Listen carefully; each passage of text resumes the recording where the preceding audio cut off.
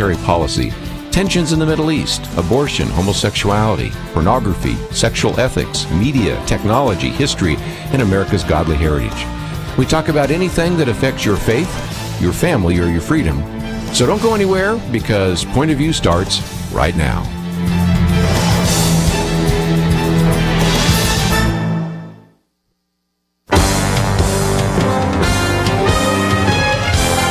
Across America, live, this is Point of View.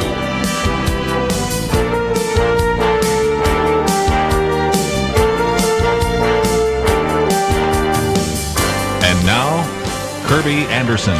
You know, if the current growth rate continues, China will eventually have more Christians than any other country in the world. And yet, just a few years ago, it was sometimes chic to just really dismiss the millions of Christians as being nothing more than rice Christians. But we know a lot more about that today than we did a number of years ago. And we're going to be talking about a book that really can give you some very accurate statistics, number one, and hopefully put some historical perspective in what is happening there as well. The book is entitled A Star in the East, The Rise of Christianity in China. A very significant book that you would want to know about. It is written by an individual who's been on the program many times before, and I quoted from him often as we've talked about some of his books, The Triumph of Christianity, The Rise of Christianity, The Victory of Reason, or For the Glory of God.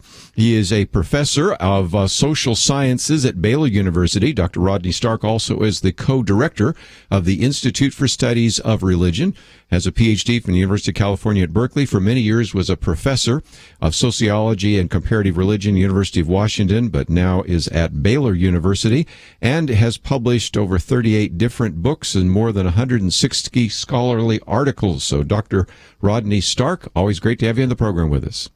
I'm delighted to be back. We would love to get into some of this. Your co-author also, of course, has looked at this, but I guess one of the premises of your book is we've had a lot of anecdotes and stories about what has happened in China, but now because of two major national surveys, you have much better data and much better handle on how many Christians there really are in China. Yeah, we do, particularly if we can correct those statistics for the biases that occur when, I mean, after all, it's still not entirely safe and even proper to be a Christian in China. So when an interviewer comes to the door and wants to talk to you about these things, a lot of Christians won't be interviewed, and some Christians even pretend not to be Christians. On the other hand, out in the villages, there are leaders of the Communist Party. I mean, you know, the Communist Party village guy in charge, who has a cross on its door. So I mean, there's a lot of inconsistency. And I think that is one of the premises I want to put on early on, and that is China is such a very big country. You have so many different stories. We still have stories coming out of China about the persecution of Christians. I have friends that are sort of unofficial missionaries that have been in China that have a great deal of freedom. So you have all sorts of variations. You have, of course, forced abortion with the one-child policy. You have the places where the government seems to be somewhat looking the other way. So it's probably going to be difficult to draw conclusions, isn't it, because of such a big and diverse country? Well, to some extent, but you can still make headway. For one thing, this whole notion of an underground church. I mean, when I began on all of this, having some contact with China, I assumed that underground meant like the French underground or the German underground or something in World War II. Some of these underground churches are 4 and 5 stories tall and have 50 crosses on them. That's not very underground. And what underground these days means in China is we haven't registered with the government. Some groups have, many groups haven't, but that's really all it means because they really are out in the open. The other thing that is very, very important happened only about 3 weeks ago, and that is Catholics have borne the real brunt of repression and persecution in China, partly because the Chinese are utterly opposed to any of their religious groups, whether Christian or not, having any connections outside the country. And of course, for Orthodox Roman Catholics, they acknowledge the Pope. That's been forbidden all of these years. So there is an underground Catholic Church that is, in fact, pretty underground. And there's an official Roman Catholic Church run by the Chinese government, in which the bishops at least pretend not to have any connections to the Vatican. But 3 weeks ago, a bishop was appointed, given lots of publicity in the Chinese press, acknowledging the fact that this bishop had been pre-approved by the Pope. Suddenly, it looks like the government is condoning real Orthodox Roman Catholicism, allowing that bishops are in fact going to be appointed by the Pope. That's an enormous change. And I think it's probably I would say the most revealing thing that's gone on in the last couple of years. What gets the press attention, of course, is this one province where there are a couple of local communist nuts who are going around having the crosses cut off all the churches. Mm-hmm. Well, yeah, I mean, China's a big place, as you've pointed out. It's very complex, and there are many provinces.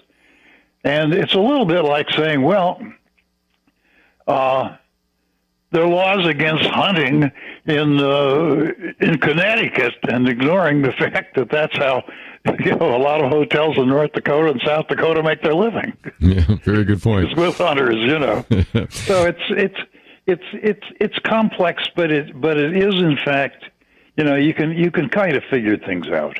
Well, again, the book is entitled A Star in the East, The Rise of Christianity in China. We have a link to Rodney Stark's website in which you can find out about many of his other books. Of course, you've heard me quote from him, and we've had him on the program a few times as well. And in the past, of course, those of you that have been able to get the Breakpoint commentary know that Chuck Colson quoted from Dr. Rodney Stark oftentimes, and we will continue quoting from him, but also wanted you to know a little bit more about him and the book. It's been out for a few months, but again, if you can't find it in your local bookstore, we have a link there to because I think a lot of you would like to know the very engaging story of the incredible rise of Christianity in China. It's published by the Templeton Press, and that is something that I think will give you a way to begin to read about that. So we need to take a break. When we come back, Dr. Stark, I wanted to maybe talk a little bit about a few of the other religions that are growing as well, because as you point out, there's a decline in irreligion. And so you have some other things happening simultaneously, but the most dramatic, of course, is the rise of Christianity. Then we want to maybe give you a little bit of history. We won't go into it in a lot of detail, but for those of you that are Southern Baptists, you know that every year we give to Lottie Moon, and that is the Lottie Moon Fund, and it is the Christmas offering for missions. Some of you might remember the Chariots of Fire and Eric Little. That's in the book as well as just an incredible number of stories of those who are in China or were missionaries to China that have seen a remarkable growth even after Mao's Cultural Revolution. So lots to cover today as we talk a little bit about the incredible growth of Christianity in China. Many of these studies are showing this growth accelerating, and as I pointed out, if this trend continues, China will become the largest Christian nation on earth. And that is not something that a few decades ago anybody would have predicted, and yet it seems to be exactly what is taking place right now. Let's take a break. We'll continue our conversation with Dr. Rodney Stark, co-author of the book, A Star in the East, The Rise of Christianity in China. We'll talk with him and then open up the phones to talk with you right after this.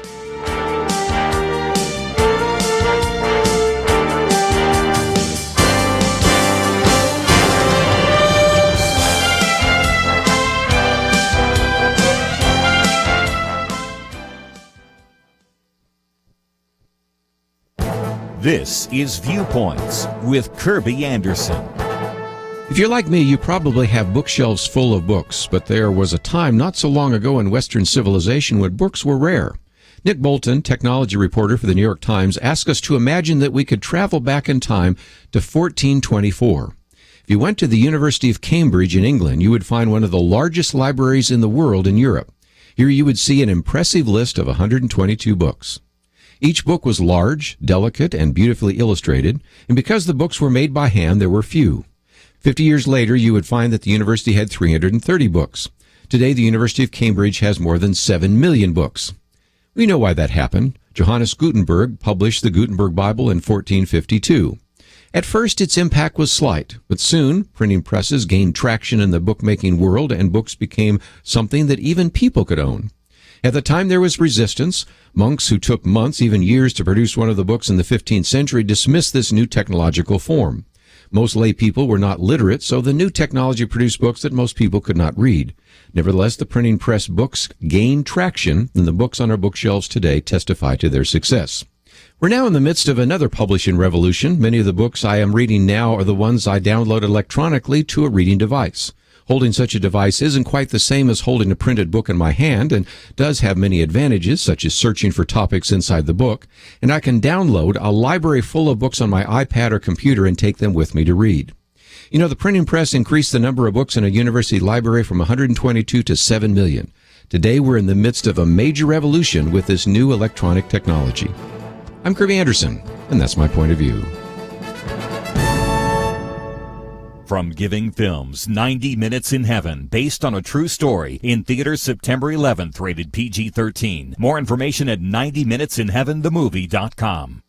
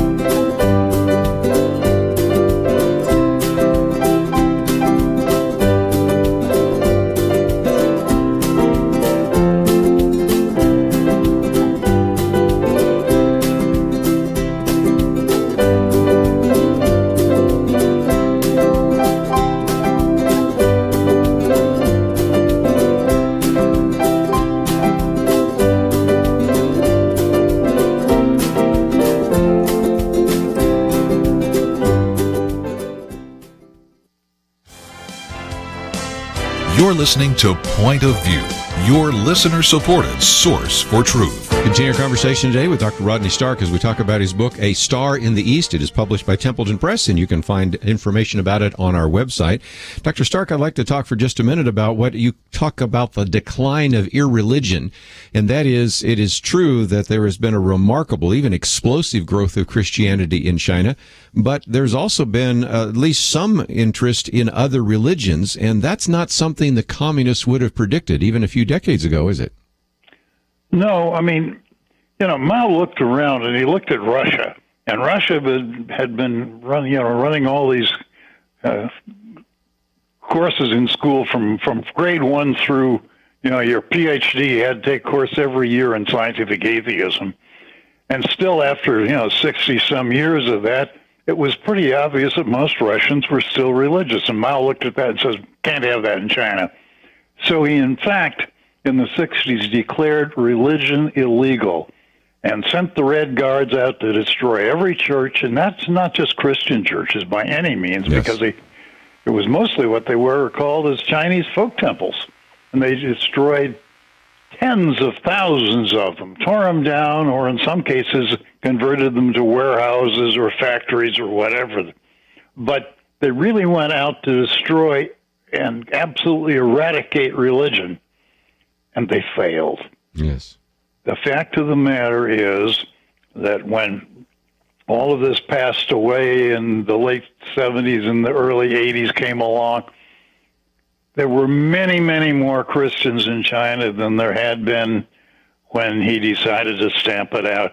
And the same is true it isn't just, of course, Christians. I mean, Christians are a small minority in China, even still now. But suddenly they've had to rebuild thousands and thousands of Buddhist temples and thousands and tens of thousands, actually, of Chinese folk temples, because the people are wanting religion. And, somebody once said the thing about trying to repress religion is a little bit like hammering a nail. The harder you hit it, the deeper in it goes. And it sure looks like that in China because the Chinese are simply as or more religious than they ever were in their history. And Christianity is growing at an extraordinary rate. I figure, based on using big national surveys and whatnot, that in 2007, that there were about 70 million Chinese Christians, that's adults. That means that by now there are probably well over 100 million. And the rate of growth it's a compound interest thing. It's, 7% a year compounding. And that really adds up in a hurry. By the year 2030, if this current rate that's held for, 20-some years, 30-some years, if that rate were to hold till 2030, there'd be more than 300 million Christians in China. Wow. So that's an enormous number. There are that would be more Christians in China than in any other nation on earth. Of course, how many nations on earth have 300 million people? That's true. Talk about the survey. There's another part of that survey, since we're talking survey for just a minute. I know you kind of got into this in part because you were looking at whether or not Chinese intellectuals were becoming Christians. Because, yes. Dr. Stark, a lot of people say, well, okay, people out there in the rural areas, the uneducated. Sure. Washington Post recently said that evangelicals are largely uneducated and naive and all the rest. But you were finding that the intellectuals in China, the well-educated in China, are becoming Christians as well. Well, first of all, it's only because people go to take courses in sociology that they come to the erroneous conclusion that uneducated people are the religious people in this country and throughout history, really. The more educated, the more affluent people are more religious than the less educated than the less affluent. In USA today, college-educated people attend church at a much higher rate than people who dropped out of high school. But anyway, the same is true in China. And it's perhaps doubly true because there's a real religious problem in China, and the intellectuals notice it more distinctly than other people, and that is the traditional religions of China are religions of decline. In other words, their assumption is the world is getting worse every day, that we're running down from a golden age when people knew more and were better, et cetera, et cetera, et cetera. Christianity and Judaism are both religions of progress. They think things are getting better. They think we'll know more tomorrow than we did yesterday. And the fact of the matter is, in China today, they have a modern world. It came upon them pretty suddenly, but there they are. They're all studying chemistry and physics and engineering, and they've got factories everywhere. And this doesn't fit with Buddhism. It doesn't fit with Taoism. It doesn't fit with Chinese folk religion. It's not running down. It's not declining. And the Chinese are extremely sensitive to the fact that modernity came to them from the West. And they ask themselves, and they do this very openly and at great length in intellectual service, they ask themselves, if the West was superior in these ways, maybe they're superior in intellectual ways. Maybe we ought to pay some attention to Western philosophy and religion, because maybe they know a lot more than we do. And in effect, Christianity, of course, fits much better with their new world than their traditional religions do. So, not surprisingly, the people in the universities feel this most acutely and have the most access to Western thought. And they are really, really interested in, how I got into all of this, of course, is they started translating my books. Right. I've got about 7 or 8 books now in Chinese. They just came out with a huge, thick reader of my stuff. A Rodney Stark reader. I saw that. Yes. Go ahead. And so, heaven's sakes, But the people on their college campuses are very Western oriented. and that makes a huge difference. It's an amazing thing, but one of the reasons I think that there's not more heat on Christianity than there might be is the fact that more influential people are more likely to be the Christians. And, their college campuses, most of the kids on those campuses belong to the Young Communist League, and it's illegal for them to be religious. But many of them are. And I think one of the things that's moderated the government's action is a lot of the leading communist figures, their sons and daughters are Christians. What are they going to do? Go imprison them? I mean, that's not on. And that's what's so fascinating about the whole thing. One other point just before we take a break, and that is that idea of religion, because one of the things you talk about in your book, that a lot of Christians and even Chinese in China will define religion as belonging to an organized religious group. So if you were to ask an individual, and this is important in the surveys that you've been able to look at, they will say, well, no, I'm not religious because I'm not a member of the Catholic Church, I'm not a member of the underground church or whatever. But they still, like you said, are wearing a cross. They maybe even still read the Bible. They still may pray, or some of them may go to a Buddhist temple or something like that. So they define religion a little bit differently sometimes in the way we do. Yeah, and of course, all these people out in the West who want to talk about religion going nowhere talk about, well, the Chinese are mostly atheists. 76% in our big survey of Chinese said they had no religion. But the great overwhelming majority of that, the 76%, frequently attend folk temples. They do things that everybody in the West would regard as very religious, but they don't regard it as religious because they define the word. It's the problem of the translation. The word religion, the way it got translated into Chinese, means something much more and different from belief and faith. It means participating in a particularly peculiar kind of organization. Yes. And so many people who are active Christians will tell you they're not religious. So it's, again, something to pay attention to. Need to take a break. When we come back, I thought we'd spend just a little bit of time talking about some of the history, because this book really gives you, if you've never really read about it before, the history of Christian missions to China. Then, of course, what happened during the time of repression and some of that. And then, as we've mentioned before, the converting of the educated and what is taking place in China today. So let's take a break. But for those of you that maybe have a question, this is probably one where you'll sit back and listen. But if you'd like to join us, that number is 1-800-351-1212. Fascinating book, A Star in the East, The Rise of Christianity in China. Dr. Rodney Stark is with us, and we'll continue our conversation with him and perhaps with you right after this.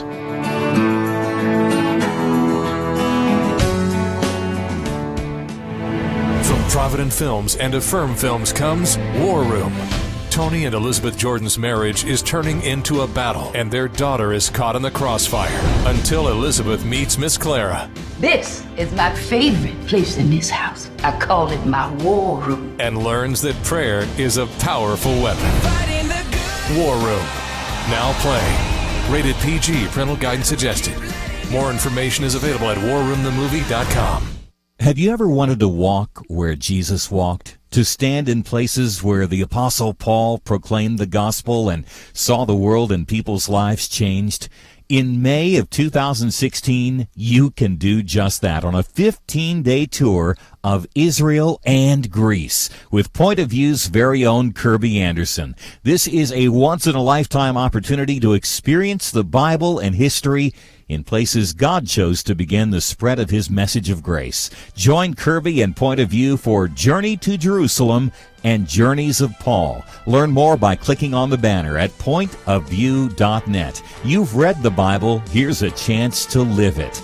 pointofview.net. Point of View will continue after this.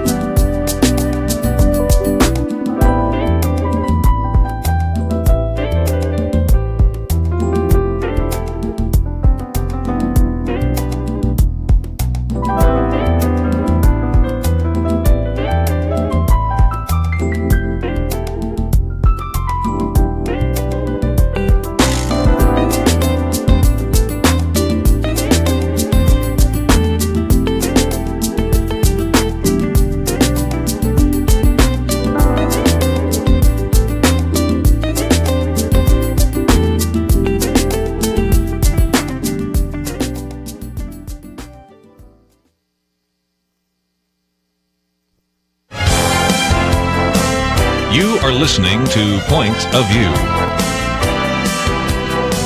The opinions expressed on Point of View do not necessarily reflect the views of the management or staff of this station. And now, here again is Kerby Anderson. Continue our conversation today with Dr. Rodney Stark as we talk about his new book, A Star in the East, The Rise of Christianity in China. And if you'd like to join us, perhaps you have had an outreach to China or been thinking about missions to China, we certainly would welcome your phone calls. 1-800-351-1212. Dr. Stark, let's, if we can, maybe talk a little bit about the Christian missions to China. That is a significant part of your book, and it takes us into stories of all sorts of famous individuals, whether you, of course, talk about Hudson Taylor or Lottie Moon or Eric Liddell or some of the others that may be more familiar to our listeners. Of course, we'll also be talking about some of the Chinese leaders, but the book really kind of helps us get a little bit of an overview of what happened in China before World War II. What are some of the key points that maybe we want to express to our listeners today? Well, first thing is that China was the largest foreign mission field, and foreign missions, at least Protestant foreign missions, were almost entirely based on the United States first, and secondly, Great Britain. There were a few Protestant missionaries from Europe, but very few. And there were, of course, very vigorous and long-standing Catholic missions. And these people went to China, great personal sacrifice. It was difficult. They were stuck out in the boonies, long away from any Western medical facilities, usually, and they worked hard, and slowly they began to build a Christian movement in China. They were often abused by the locals. Some of them were murdered. This was long before the communist government got involved. It was somewhat dangerous, and it was extremely hard work. Sure. During the Boxer Rebellion is a good example of all the massacres there. Go ahead. Yeah, I mean the Boxers killed an awful lot of people. They killed Chinese Christians left and right, and of course they killed any missionary they encountered. And this sort of thing kind of came and went, but the people kept coming. Over the course of time, unfortunately, the mix of the missionaries changed. In, say, 1900, the so-called mainline Protestant denominations, today we call them the sideline Protestant denominations, the liberal denominations, greatly dominated, and the kids were mostly from the Ivy League schools. But then these same denominations began to worry as to whether it was a good idea to go out and tell people that Christianity was the religion when they already had a religion. And, as they lost their commitment and their faith in Christianity itself, they stopped sending missionaries. Yes. And so by the 30s, they were mostly coming from what we would today call the evangelical denominations. And by the 40s, that's all who was out there.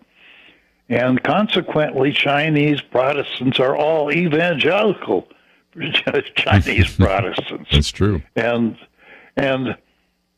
what's astounding, not only when you read about the Christian missionaries and what they endured, but the Chinese Christian leaders, once they took over, and then come the Mao campaigns against them. Yes. These were the toughest bunch of people I've ever imagined to encounter. It's incredible.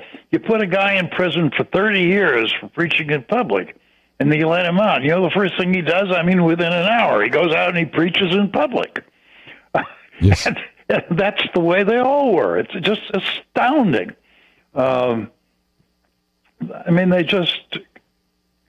There was no quitting any of them, and nobody ever gave in. Some of the more famous ones that people would know would be like Watchman Nee or Samuel Lamb or Wang Mingdao or some of those that have really gotten some prominence even here in the West. Yeah, but for every one of those, there were another 100. Yeah, we'd never we heard don't of. really know Yeah. who are just as tough. Yes. And it's really astonishing. You know, it's like you think about the days when Christians were sent to the lions. Well, these guys would have gone over and hit the lion in the nose. I mean, these were really tough, determined people. Amazing. It's just astonishing, and you know, you can't help but sit there and say, "Wow, you know, what guts." That's amazing. Let's take some phone calls. We'll go first to the state of Maine. Bob, you're on with Dr. Rodney Stark. Thank you for joining us today. Hi, thank you so much. Very good topic, very timely and important. May I just say an unprofessional share a pattern that I seem to see in the media that I receive over here in the States is that it seems as though the Chinese government will lighten up on religion, in particular Christianity, being Catholic myself. And then when the underground churches surface and put their heads out to be seen, then they clamp down again, knowing who they're after. Just share that thought with you and see what you think. All right, God bless. Thank you. Dr. Stark? I don't think so. It's easy enough to find out who the underground Christians are. I mean, everybody knows where the churches are. Now, during the heyday of the Red Guards, everything was done in intense secrecy, and people met in each other's basements and attics, and they were invisible, and they were very hard to catch. And when they were caught, they were punished severely. That's all passed away, and it's passed so far away that it would be, I think, an enormous detriment to the government to try to crack down. It would be so disorienting and so upsetting, and it would be basically such an attack on leading families, and I mean leading communist families. And as I mentioned before, out in the boonies, the local communist officials in many villages are openly Christian themselves. So and basically the underground church is so above ground that it really isn't. I mean, look, in order to try to validate our study, we got some membership lists from some of the so-called underground churches. And then we randomly sampled that, and then we sent interviewers to interview these people to see if they'd be interviewed, and if they were, whether they'd admit to being Christians. And we had no trouble getting those names. And, you know, we weren't sophisticated at all. It's easy to know who the Christians are, and the government, to the extent that it cares at all, does know. But nobody's cracking down, and I really don't think they're going to. Just before we take a break, one of the things I thought I'd mention is, I mean, it's been years since we've had David Aikman on, but, you know, of course, he was over in China, and he was predicting decades ago, and he was saying even then that he was afraid from the Chinese government's point of view that there was going to be a point of critical mass where it would really be very difficult for them to crack down. And if your numbers are accurate, and I have no reason to deny them, and actually probably, as you said, there may even be more than we know, that becomes such a critical mass that it becomes, as you said, so disruptive for the government and so difficult when there are people in their own families, children and others that are Christian, that kind of repressions you had under Mao's Cultural Revolution is just really unthinkable now, isn't it? Yeah, I think so. I mean, you know, terrible things can always happen. Governments can completely misjudge, and you know, crazies can get in charge. We've seen that too often. So one can't say these things are impossible. But if there's a sane regime with reasonable sanity of any kind in charge, they're not going to do it because it would be much, much too costly. I mean, it would set China back.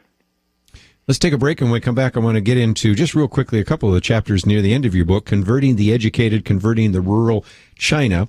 And again, a number of observers have noted that a very high rate of conversions to Christianity are taking place among graduate students, which again is contrary to kind of the cultural and even generally politically correct ideas about Christianity, but that's exactly what we're finding. And then what's happening in the rural areas.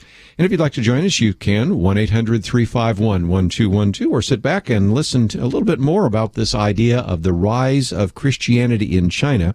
And if you have just joined us, one of the things we're talking about is if this trend continues, and there's no reason to believe that it will not, then it is quite likely that China will be the largest Christian nation on earth within a few decades. We'll come back with some more comments by Dr. Rodney Stark right after this.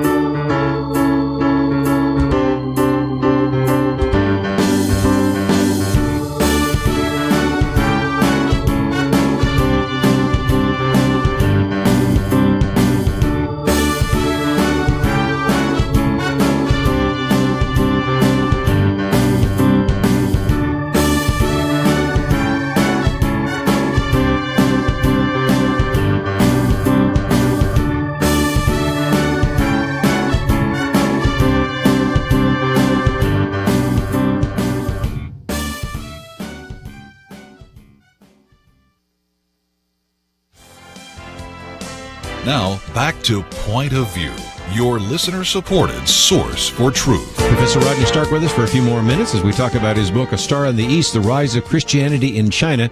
And Dr. Stark, if we can, maybe talk about converting the educated. As I pointed out before, this is something that may get a lot of people's attention, that indeed some of the best educated and those that are even sometimes considered the intellectual elites are actually coming to Christ. Tell us more if you've been able to dig that out.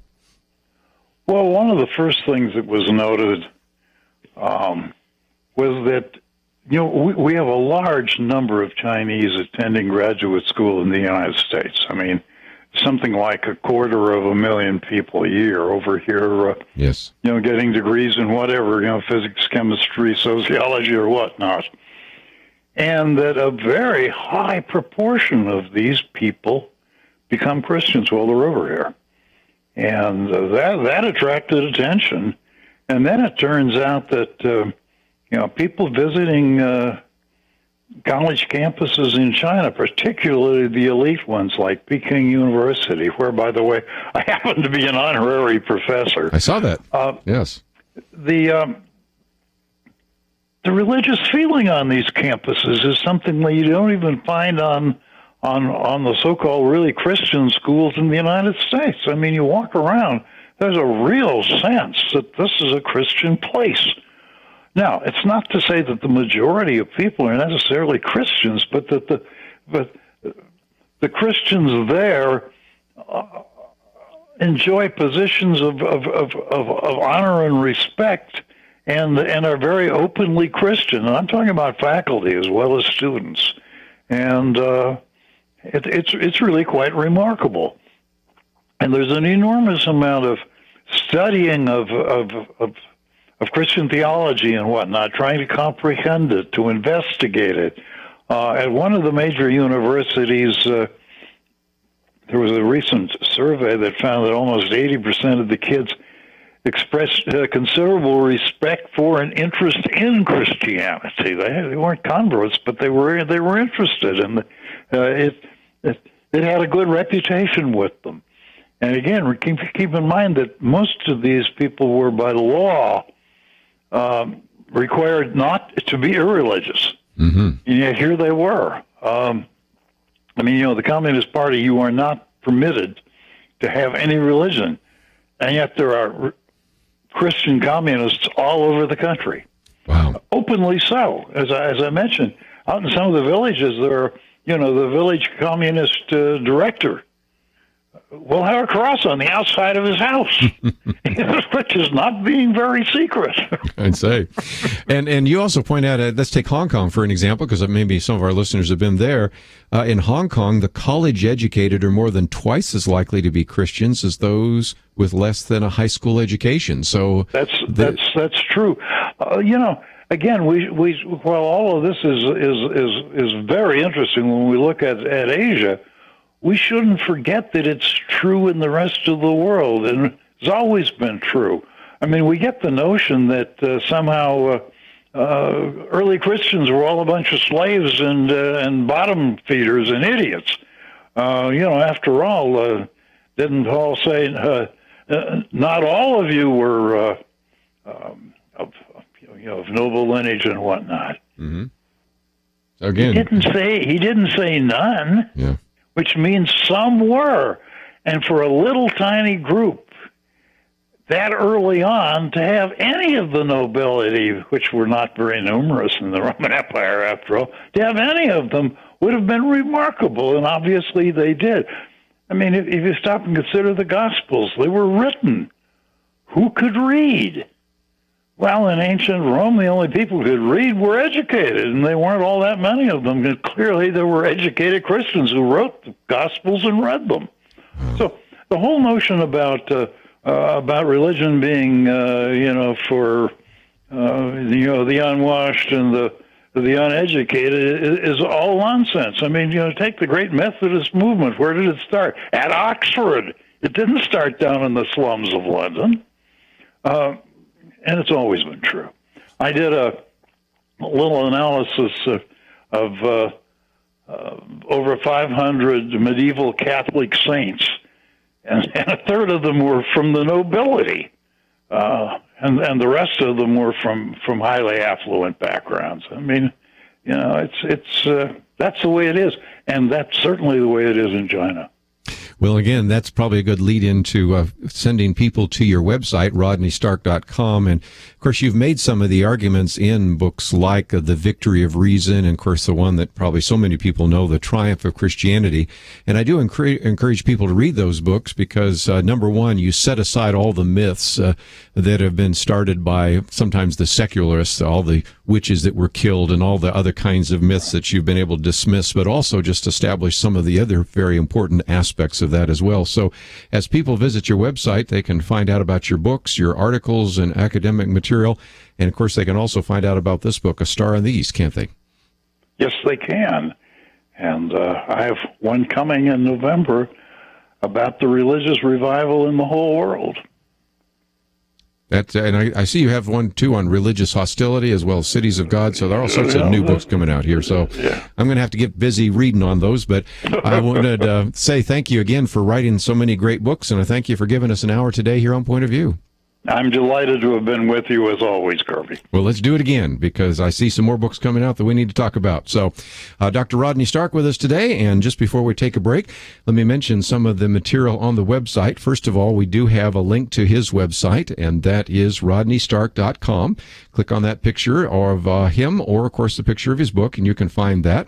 Then let me mention that on our website, we've got a couple of things. Matter of fact, speaking of books, my commentary today is on books, and that is something I think you'll find very interesting. It is just a sort of an interesting little factoid if you love those things. One of the reporters was saying if you could go back to 1424, University of Cambridge, probably the largest library in the world, certainly if not the largest, one of the largest libraries. And if you were to go into that library, you would find there were 122 books. That's all there were, because all of them were hand-done, delicate, beautifully illustrated. And so the largest library, or one of the largest libraries at that time in the 15th century, had 122 books. If you go to the University of Cambridge today, you'll never read them all because there's 7 million books. Well, what was the change? Well, it's called the Gutenberg Press, and of course, first the Gutenberg Bible, and then all the other printing presses that provided an opportunity to produce those books really changed the world.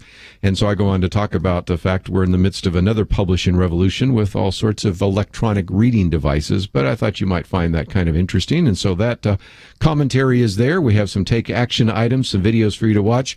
And as I've mentioned once or twice before, I hope that if you'd like to travel to the Middle East, we're going to have a tour both of Israel and a tour of Greece, and those will take place in May. We've tried to make it very inexpensive. Matter of fact, it's the least expensive tour that I'm aware of, yet it's still very nice. But I know that one of the reasons some people say, I'd love to go to the Holy Land, but it's just really expensive. You might check that one out at least and see if you might want to join with us. And it's just a great opportunity to walk where Jesus walked, and then to walk where Paul walked as well. So I think we're going to have some fun, and that's taking place in May. So we wanted you to visit the website and find that information as well. Second hour today, we're going to be talking with Dr. Craig Evans. He has been very much an individual who has consulted with Mark Burnett and Roma Downey and their various television programs, and has this new book out, which is really a delightful book, and maybe one you could hand to somebody who knows a little bit about the Bible, but maybe a little bit hesitant. It's called God Speaks, What He Says and What He Means. So we'll be chatting with him for a little bit. And, of course, we always have lots of things to talk about in the news as well. So stay with us, but we need to take a break, and we'll come back with more right after these messages.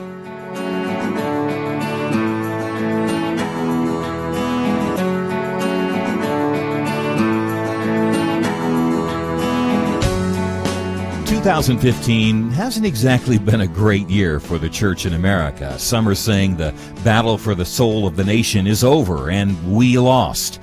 But remember what the angels said right after Jesus ascended? Basically, they said, what are you doing looking up in the sky? Yes, he's gone. He will come back one day, but in the meantime, get out there and be his witnesses.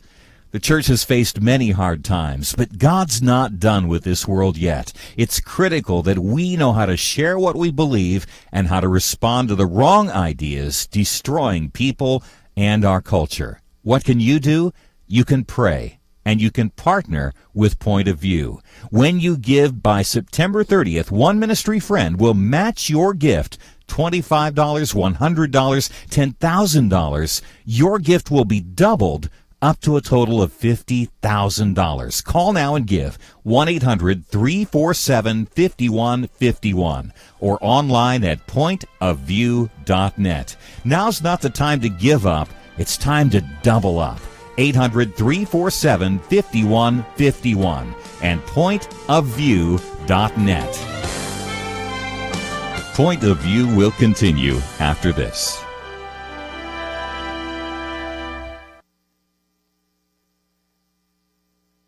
I just thank God for y'all. I listen to you every day, truly. I wanted to thank y'all for everything you do each day to inform Christian families and our community about the things we can do, and just the way you're so informative. I listen to you daily, and love you guys, and appreciate you so much. God bless you, Kerby, for keeping this show so on track and for the decades of wonderful help to this nation that Point of View has been. We're all big fans of your work, and we pray that God will just prosper it. As a Christian, over the years that I've followed this program, I am constantly challenged to be on guard and to evaluate what's going on. And if for no other reason, to protect the caliber and the truth of your programming, I need to participate and to back your program financially to ensure that the truth stays out there for people to hear, to view, and to be a part of.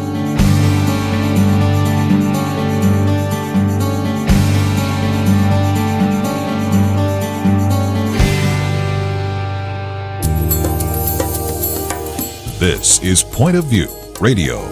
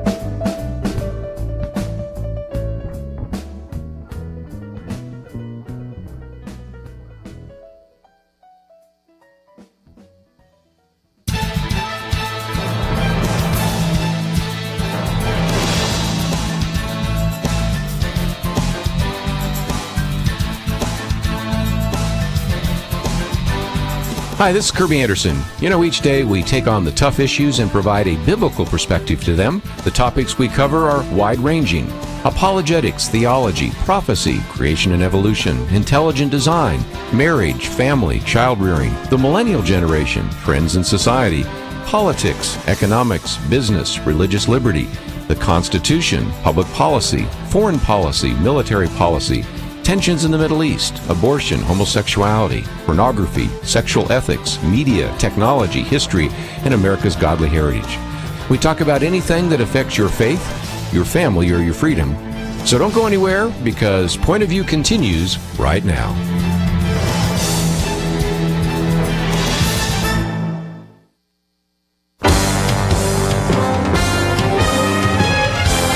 Across America, live. This is Point of View.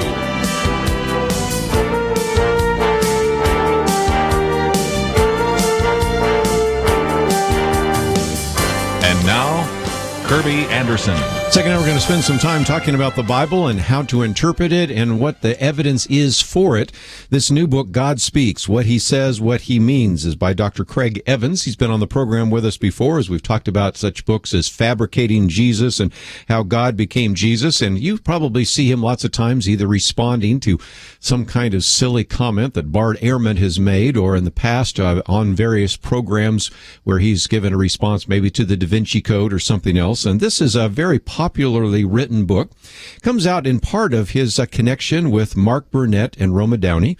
They've produced, of course, the Bible series, the Son of God film, and others, and he really provides some of the intellectual firepower behind it. He also, of course, is a professor at Acadia Divinity College and Acadia University, which is in Nova Scotia. He also has served as the editor-in-chief of the Bulletin for Biblical Research, published over 500 scholarly books, articles, and reviews. And Dr. Evans, welcome back to Point of View. Hey, good to be back with you, Kerby. Thank you. Appreciate your good work, and love it when I see you on television bringing some biblical common sense to some of the things that are said in the religious community. So we appreciate that. And in some respects, this book is that sort of book in which, of course, Mark Burnett and Rome, you really have the attempt to get to people that maybe only know a little bit about the Bible, or even those of us that have been Christians for a long time, to read the Bible with a new set of eyes, to begin to understand what the Bible is, what it's about, and then try to answer some of the very difficult questions that people have about the Bible. Yeah, that's what the book really is all about. It's speaking out to an increasingly biblically illiterate church, which really concerns me, and I know it concerns you. And also at the same time, it reaches out to seekers, people sitting on the fence wondering, should I take Christian faith seriously? Maybe it's a lot of silliness. And some people have the impression that to be a Christian or to believe in God means you reject science, or you're anti-intellectual, or you believe in stuff for which there is no evidence. And I want to set the record straight, because there's a tremendous amount of supporting evidence for a belief in God, and for specifically the accuracy and historicity of the Bible itself. Well, and that's maybe gets right into it, because in your first chapter there, you talk about what is the Bible really. Of course, you explain the Old and New Testament, but I thought I'd jump ahead to just the reliability in terms of these manuscripts. One of the arguments we hear so often, and it's not just the Bart Ehrman, although he's maybe my convenient whipping boy, but you hear it from lots of individuals, that you have the telephone game. And that is, I tell you, and then you tell someone else, and someone tells somebody else, and somebody tells something else. And we've done this as sort of a parlor game. And by the time you get to the back of the room, the story isn't anything like what it was from the beginning. And so the argument is since it's all oral tradition and we don't have early manuscripts at all, of course I disagree with that, and that these were written down over long periods of time after the fact, that we really don't even know what the words were of Moses. We don't know what the words were of David. We don't know what the words were of Jesus or Paul. So how could we ever trust this document? How do you respond? Well, there are a lot of ways to respond to that. The manuscripts themselves are numerous, and they're very early. But the idea that there's a single line of tradition that let's go back to your telephone game. It's a great analogy. That is simply not how it happened. There isn't one person who speaks to person number two, then he's the only person now who has the message, and then he speaks to number 3, and then he's the only one. That, in fact, is not how it happened. Jesus was a public figure. He spoke to dozens and sometimes hundreds, if not thousands at a time. So there were a multitude of witnesses, his closest disciples, and so on. And so you have a community of communicators. And so it isn't just all reliant on one person who hopefully can remember it, who one time tells it to somebody else. It's a community of communicators. They're told over and over again. They're embedded in the collective memory. So the telephone game is very silly. And the same thing is true about manuscripts. There's not just one copy of the Gospel of Matthew, and then somebody copies it, and that's the only copy, and so forth. There are dozens of very early copies, and as you start moving on into the time of Emperor Constantine and beyond, we're now talking hundreds. You get into the Middle Ages, it's thousands. So we have a huge number of witnesses. We can compare them. And serious scholars know that we have the text. We're not going to someday find a different copy of Romans or Matthew or Mark, and it's going to be wildly different. The text is very stable and very reliable, and scholars proceed accordingly. Yes, and that's for the New Testament. Real quickly, maybe let's talk about the Old Testament, because in our upcoming tour to Israel, we'll take them to where Qumran is, where the caves were, where they found the Dead Sea Scrolls. But that helps us understand that even the transmission of the written transmission of the Old Testament is accurate, because now you are able to go back almost 1,000 years earlier and see what kind of errors, if any, might actually creep into a text as it is being copied and copied and copied again. Yep, you're very, very right on the money on that. We've jumped back from about AD 1000, which was our oldest complete copy of the Bible, and then when the Dead Sea Scrolls were discovered, we jumped back all the way to 100 BC.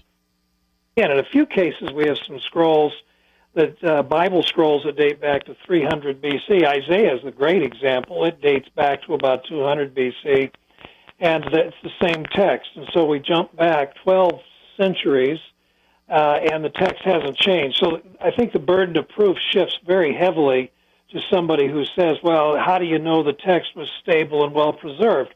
Well, there's no evidence that it was any other way. And I would certainly say that one other aspect, and this is the last chapter of your book, but I'll just mention before we go to a break, you have a whole chapter here, What Discoveries Assure Us That the Bible is True, and then going through all sorts of Old Testament archaeological finds, then some with the New Testament in terms of various finds and history and all of the rest, which again just provides some very good historical as well as archaeological verification for the historicity of the Bible. And of course, we've already talked a little bit about its reliability and its transmission. So when we come back, we're going to talk a little bit about, maybe we have an accurate text. Now, how do we interpret it? And obviously, that gets us into what is called hermeneutics, or Bible interpretation, and that will be one of our aspects. And then we're going to try to focus a little bit of time on what is the Bible really all about? And then we can get into, is it just full of really negative thou shalt nots? Are there any positive statements in the Bible? What did Jesus actually teach, and can we then apply that to our lives? And then we'll get into some of the more difficult questions, because Dr. Craig Evans is quite willing to take them on and not to ignore those as well. So this is a book that has just come out. God Speaks, What He Says, What He Means, and it is published by Worthy Publishing. You probably can find it in your local bookstore, but if not, we wanted to make it very easy for you to get a copy, and so we have a link to Worthy Publishing, and you will then see the book there, read a little bit more about that, to find out more about Dr. Craig Evans, and that's all available at our website, pointofview.net. So take the time to visit the website, learn a little bit more about that. This is a book that I think you would want to use in a Bible study. Certainly maybe one that you could hand to a non-Christian friend that's just thinking about this and maybe interested enough to start reading. When they do, they'll be fascinated. We'll be right back.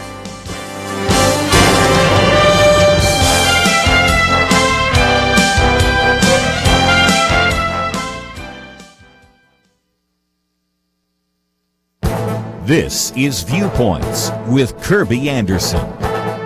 If you're like me, you probably have bookshelves full of books, but there was a time not so long ago in Western civilization when books were rare. Nick Bolton, technology reporter for the New York Times, asked us to imagine that we could travel back in time to 1424. If you went to the University of Cambridge in England, you would find one of the largest libraries in the world in Europe. Here you would see an impressive list of 122 books. Each book was large, delicate, and beautifully illustrated, and because the books were made by hand, there were few. 50 years later, you would find that the university had 330 books. Today, the University of Cambridge has more than 7 million books. We know why that happened. Johannes Gutenberg published the Gutenberg Bible in 1452. At first, its impact was slight, but soon, printing presses gained traction in the bookmaking world, and books became something that even people could own. At the time, there was resistance. Monks who took months, even years, to produce one of the books in the 15th century dismissed this new technological form. Most lay people were not literate, so the new technology produced books that most people could not read. Nevertheless, the printing press books gained traction, and the books on our bookshelves today testify to their success. We're now in the midst of another publishing revolution. Many of the books I am reading now are the ones I download electronically to a reading device. Holding such a device isn't quite the same as holding a printed book in my hand and does have many advantages, such as searching for topics inside the book, and I can download a library full of books on my iPad or computer and take them with me to read. You know, the printing press increased the number of books in a university library from 122 to 7 million. Today, we're in the midst of a major revolution with this new electronic technology. I'm Kerby Anderson, and that's my point of view. From Giving Films, 90 Minutes in Heaven, based on a true story, in theaters September 11th, rated PG-13. More information at 90minutesinheaventhemovie.com.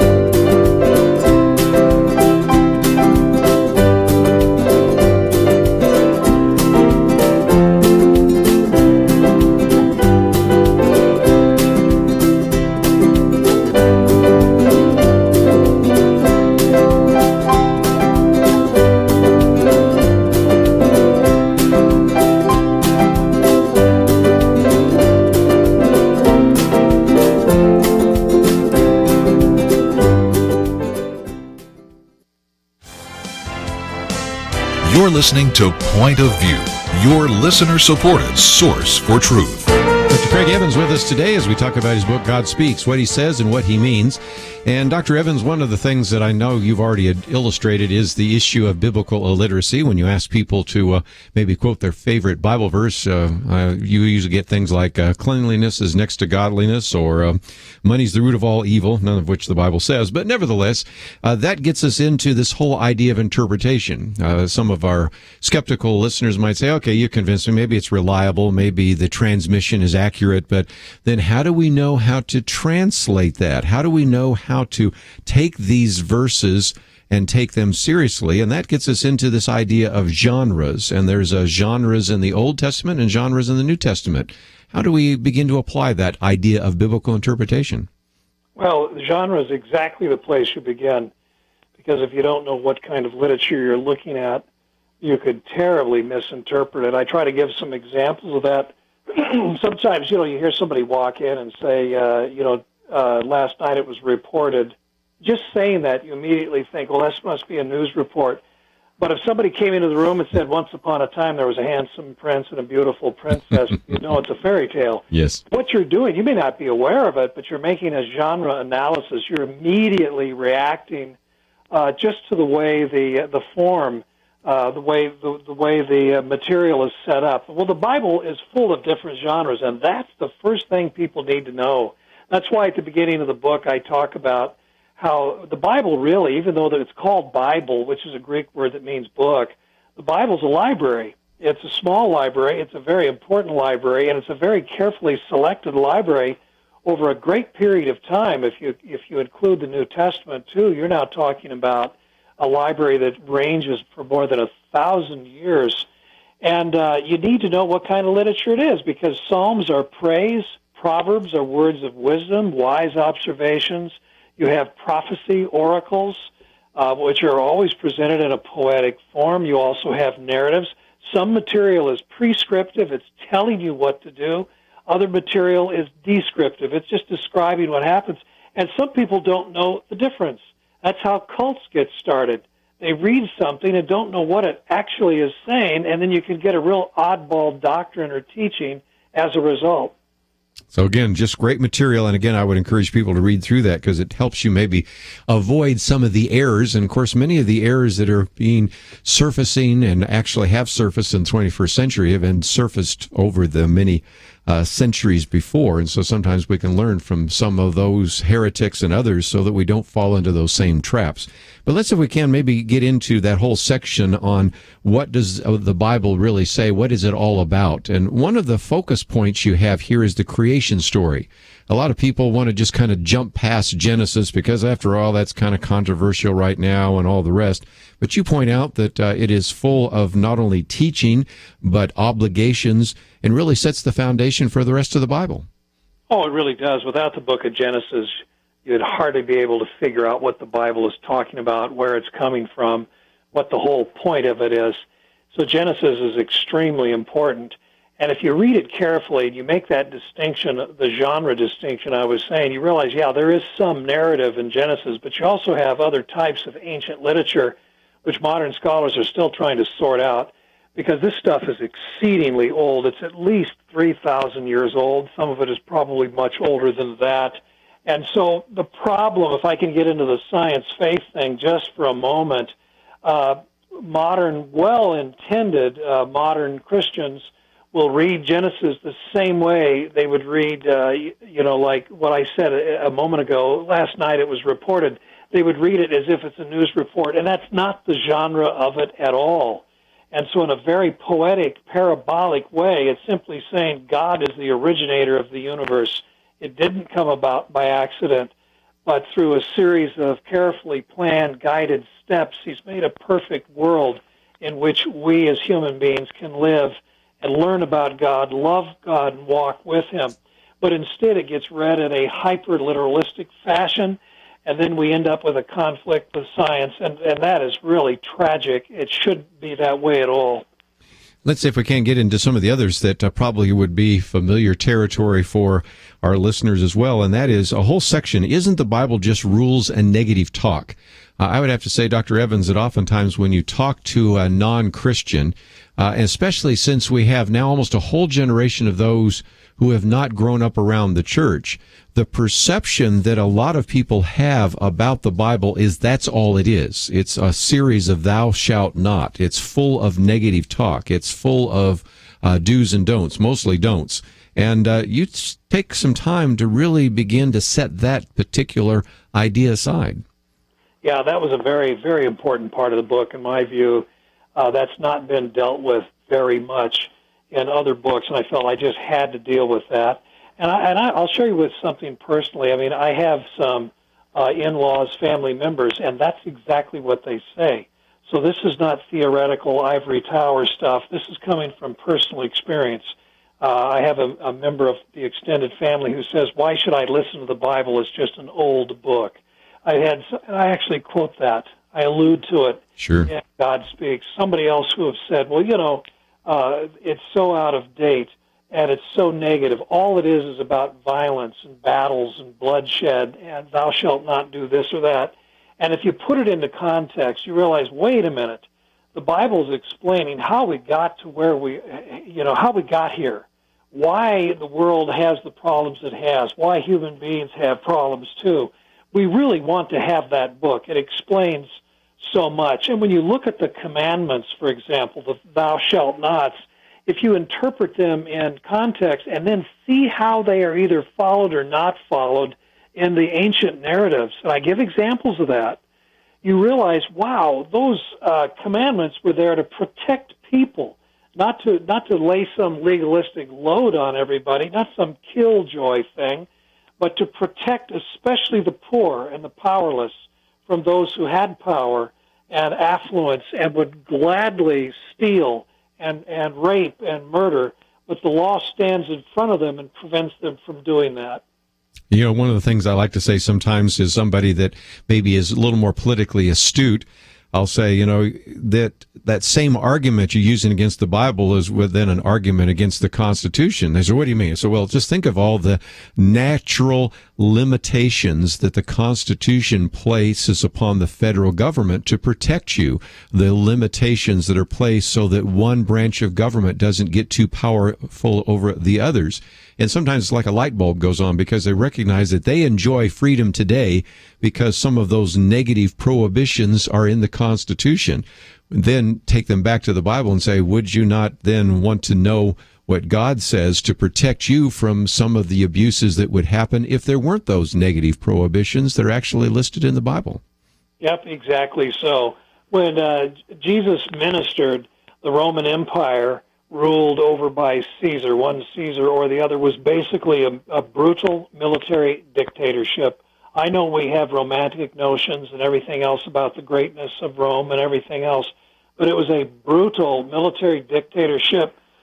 People had no rights. If you were a citizen, you had limited rights. People were imprisoned. Property was confiscated. People were tortured. People were executed. That's just the way the world was. They swept, without violence, swept the Roman Empire in 300 years and changed the West forever. And we are all beneficiaries of that. If there had been no Christian faith, if there had been no Jewish people, if there had been no Scripture, the world today would be a very different place, and it would not be a better place at all. Yes.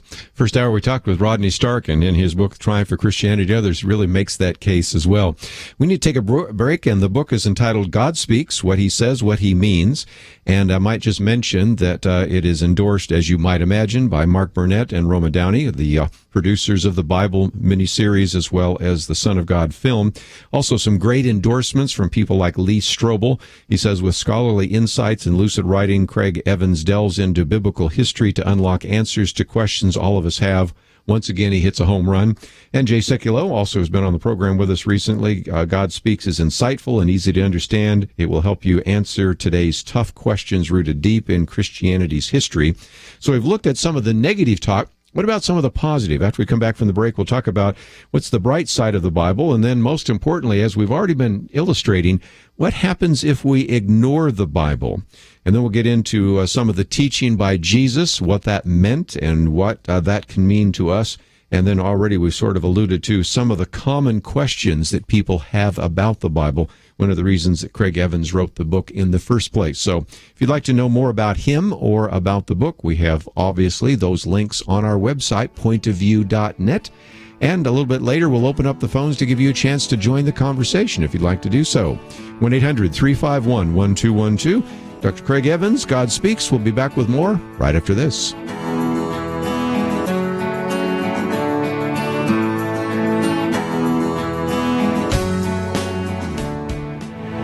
From Provident Films and Affirm Films comes War Room.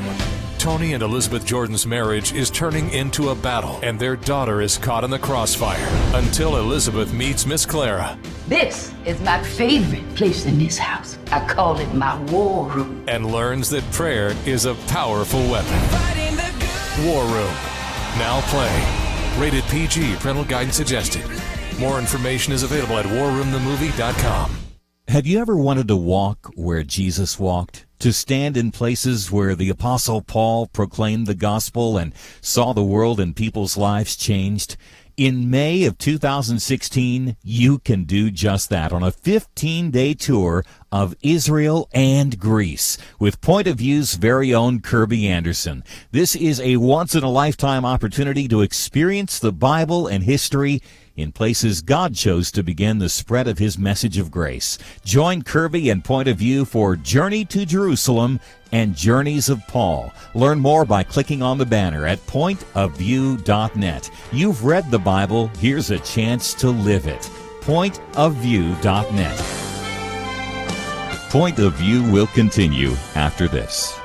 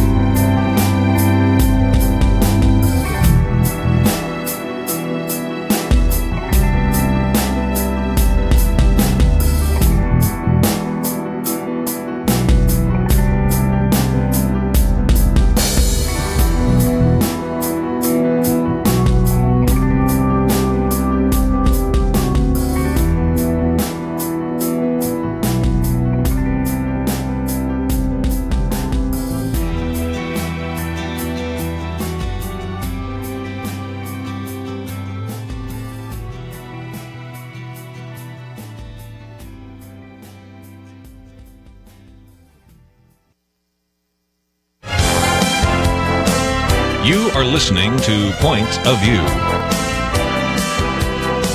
The opinions expressed on Point of View do not necessarily reflect the views of the management or staff of this station. And now, here again is Kerby Anderson. Final half hour, if you'd like to join us, 1-800-351-1212. Perhaps you have a question about the Bible, biblical interpretation. We'd certainly love to answer those questions. 1-800-351-1212. Dr. Craig Evans with us as we talk about his book, God Speaks, what he says, what he means. Dr. Evans, we've talked about the negative. Let's get to chapter. What's the bright side of the Bible? I know that's another reason you wrote the book, to give people a perspective that perhaps they don't have about the benefits of actually following biblical principles. Well, that's very good. I didn't want to leave people with the impression that the Bible was full of negatives that needed to be full of very, very positive things. That's the bright side.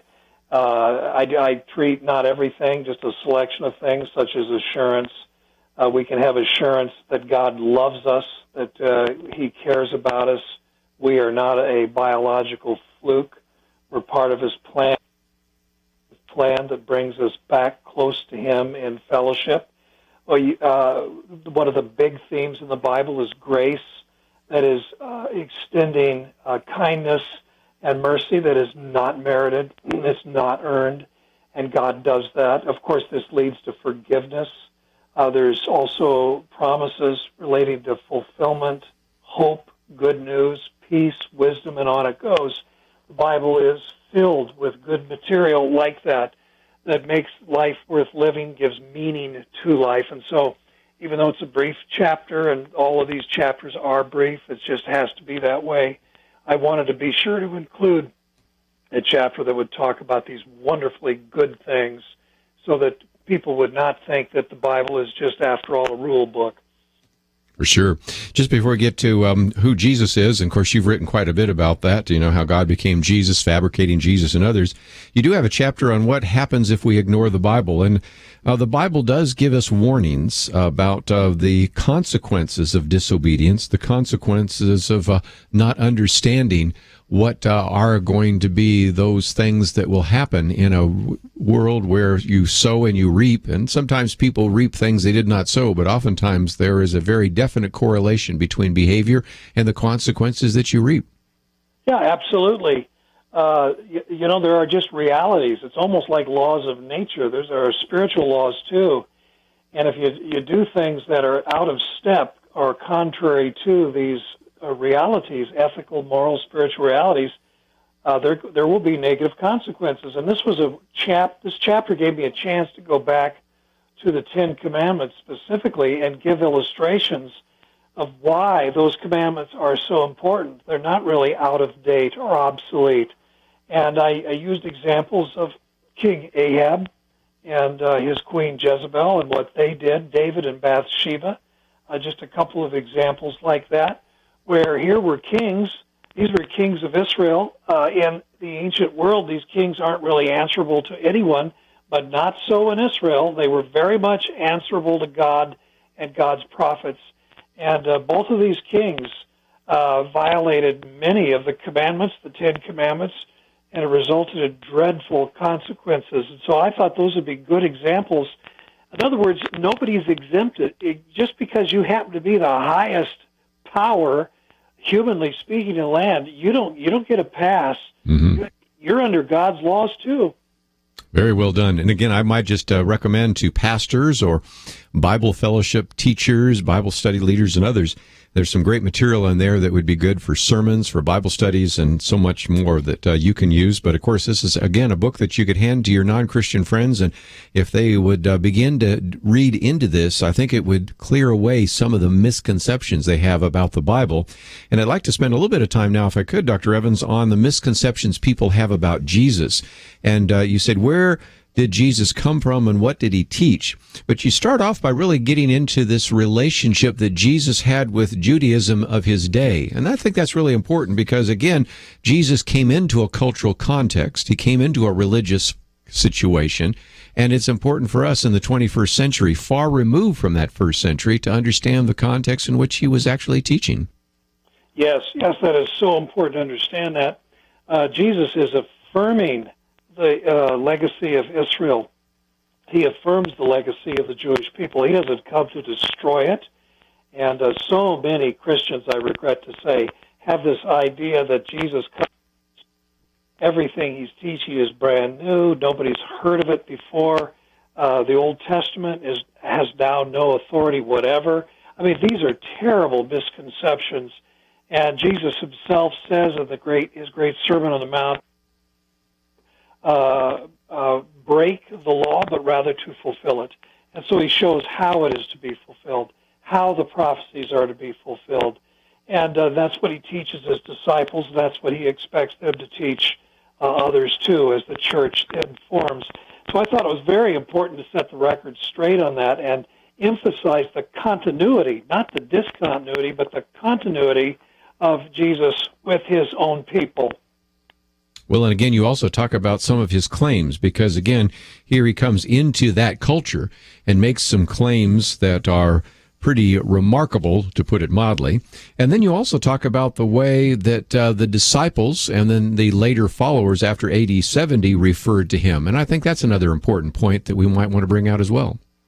Well, of course, there were some elements in Jesus' teaching that were startling.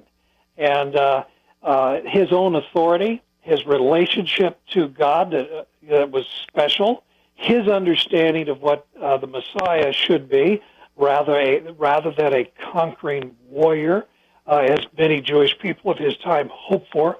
He comes instead with a servant model. He sees himself as the fulfillment of the servant of Isaiah 53, who suffers for his people.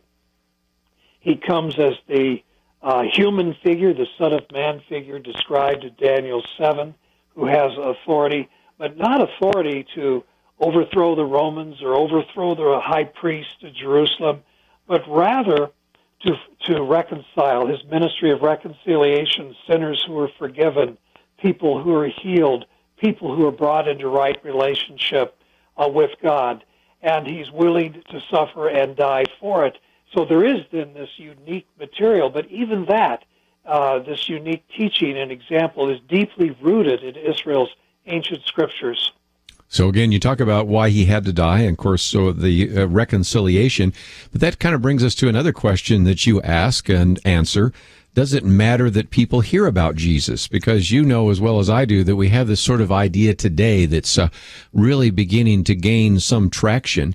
That is, well, there may be other ways that people can be saved, and if indeed they have sincere faith and they don't really know much about the Bible, well, God grades on the curve, so everything's going to be fine for them as well. And so you really raise this very important question. Why is it that people need to know about Jesus? Well, in Jesus, you have a sure thing. In Jesus, you have hope and reconciliation with God. You have, outside of Jesus, nothing is certain. What you have is contradiction, a lot of subjectivity, uncertainty. And so, from my point of view, why go that way? Why say I'm going to pick a little of this and a little of that and create my own theology or create my own God or something like that? The sound that runs throughout the Bible and reaches its apex in Jesus, who is the fulfiller of these promises and prophecies. He fulfills as seen in his remarkable deeds and in his resurrection. So when this figure says, I am the way, the truth, and the life, that sounds bet, not instead saying something like, well, I'll choose my own way. I think that is very risky. I would say so. Let's take a break. When we come back, we'll continue our conversation for a few more minutes with Dr. Craig Avens, and again, talking today about his book, God Speaks. Maybe a good question, why is it we need to hear about the end of the world? Again, that gets back to some of the negative issues. And then what about this idea of violence and anger in the Bible? Do we really have to read about all that? Why is that in there in the first place? These tend to be sometimes stumbling blocks for individuals that do not maybe understand why the Bible does spend some time talking about some of these warning passages and begins to describe some of the things that happen in the Old and New Testament, and also give us a look at what is going to happen at the end of the world. And so these are some very important issues. And if you're going to be effective in evangelism, if you're going to be able to develop an apologetic, an answer for your faith, I think it's going to be really key to have a handle on some of those. And this book is certainly one way to be a little more informed and hopefully a lot more prepared for what you might run into in some of these conversations. So again, if you'd like to know a little bit more about Dr. Craig Evans, of course, we have information about that on our website, pointofview.net. We have information as well of an opportunity if you'd like to order it, the book, God Speaks, What He Says, What He Means. And for those of you that are teachers, I think this would be very helpful in some of your teaching. And for those of you that are maybe just growing in the Christian faith or maybe wanting to talk to your non-Christian friends, I think it would be a great resource for you.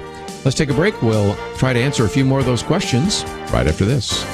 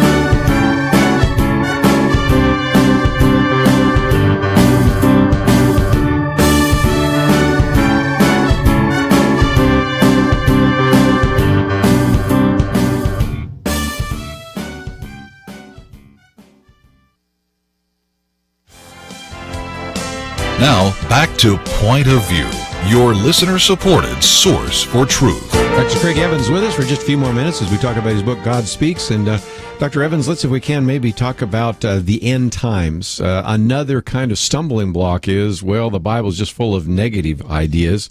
But then you have a whole section here, not only in the book of Revelation, but in Daniel and others, talking about the end of the world. Why do we need to hear about that? Well, I think we need to hear about the end of the world for two reasons. One, it's important to know about it. And I'll say a little bit more about that in a moment. But the other one is because a lot of people do talk about the world in a very irresponsible way. we'll all remember how just a few years ago we had this big campaign throughout North America that the world, Jesus was going to return for the church, and the world as we know it would come to an end in the month of May, based on an incredibly convoluted mathematical formula of some kind. Well, of course, it didn't happen. People have been making predictions like that on again, off again for a long time. It embarrasses the church. It makes Christians look silly.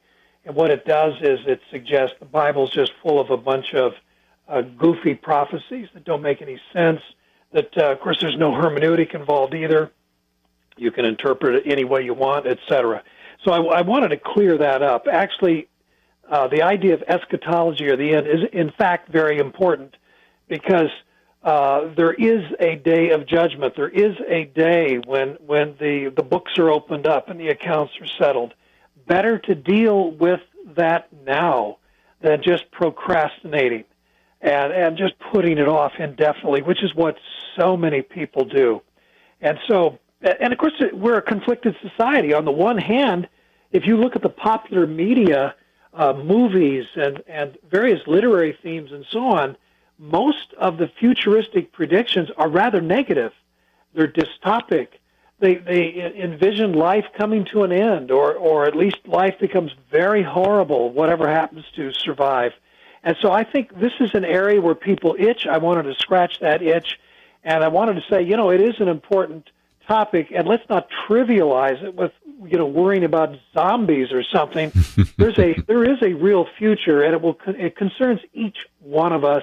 And so it's better to look at it now and hear what the Bible has to say about it than to either deal with these fancies, entertain them, or simply not deal with it at all and just put it off. I hear some pastors say, I'm not going to deal with prophecy. And I say, well, that's kind of interesting because more than a quarter of the Bible, when written, was prophetic in nature. So if you are going to X out those sections and I understand why, because of the kooks and the date setting and all the kinds of things but again, you can't ignore that, but you need to have a proper biblical perspective. And I think you do a very good job there. So I wanted to jump on to the other one because this is, as you said, one of the issues that you dealt with in your own extended family. How should we understand the violence and anger in the Bible? Because this is oftentimes used as an argument that it's outdated or irrelevant, or that really there's no difference between what you read in the Bible and what Muslims read in their Quran. How do you respond? Oh, there's a huge difference, of course, and it's back to the question of genre and the distinction between what is descriptive and what is prescriptive. The Quran is very difficult I've read it. I've written material about it. I actually have another book coming out dealing with the jihadism. Yes. Quran. But the thing about anger, it's important to know, how does God feel about certain things? God is not, without empathy or without feeling or emotion. God has values. What are his values?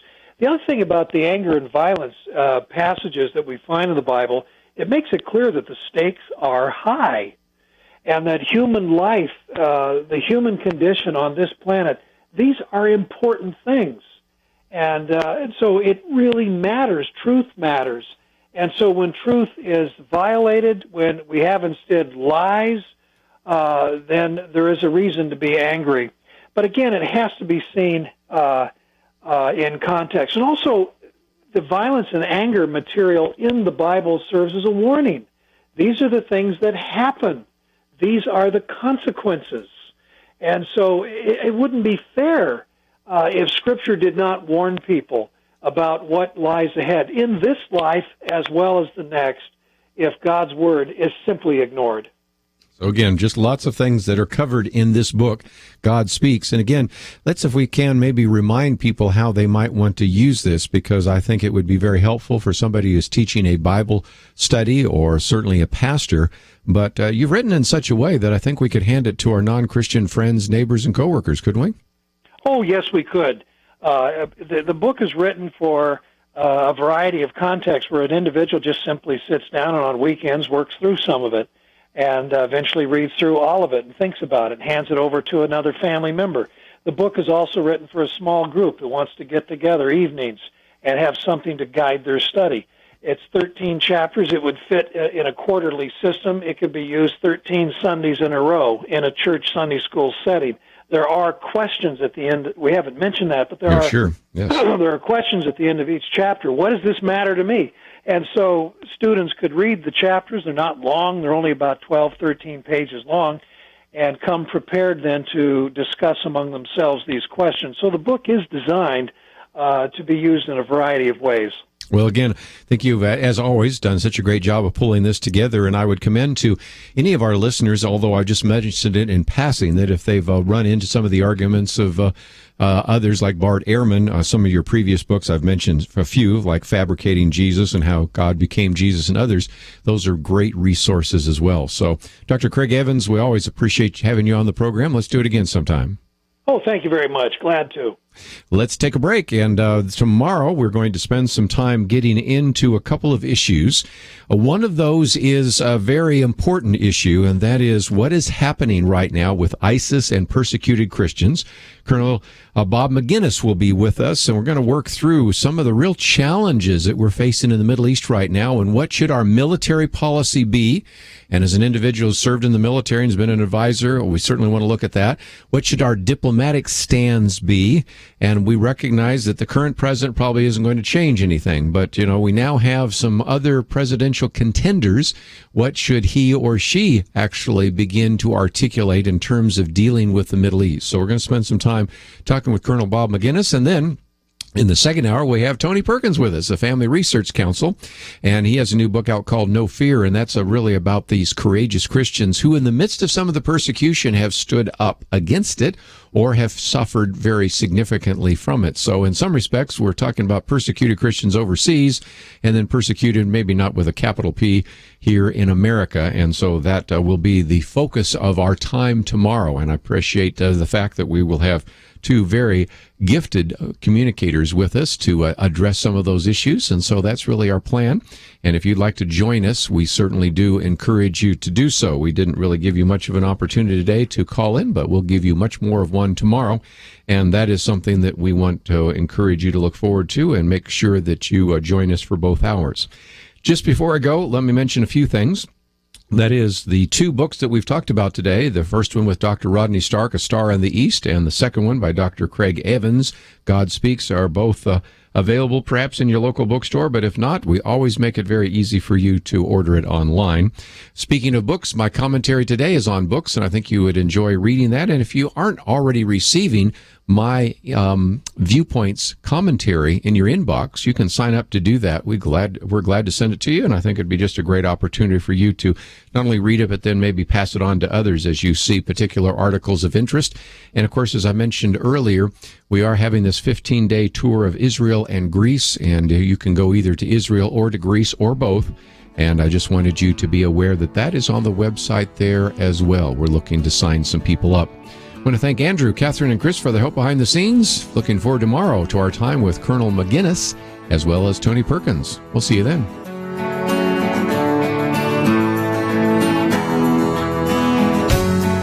As the great American philosopher Elvis Presley once said, when things go wrong, don't go with them. Now, I don't know what you think about Elvis. The point I want to drive home, yes, it's been a difficult year, but instead of giving up, we should double up.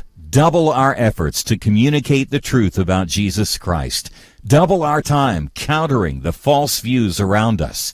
And double your partnership with Point of View, because helping you do those things is a big part of our mission. Now through September 30th, a gracious friend of the ministry is going to double your support on his own. So when I said I want you to double your partnership, do I want you to dig even deeper? Absolutely. But no matter what you give, up to $50,000, this friend will double that. So double up. This is a great time to make your first gift ever. Call 800-347-5151 or give online at pointofview.net. Please don't fret. Invest. Pray. Let's do this. 800-347-5151 and pointofview.net. Point of View is produced by Point of View Ministries.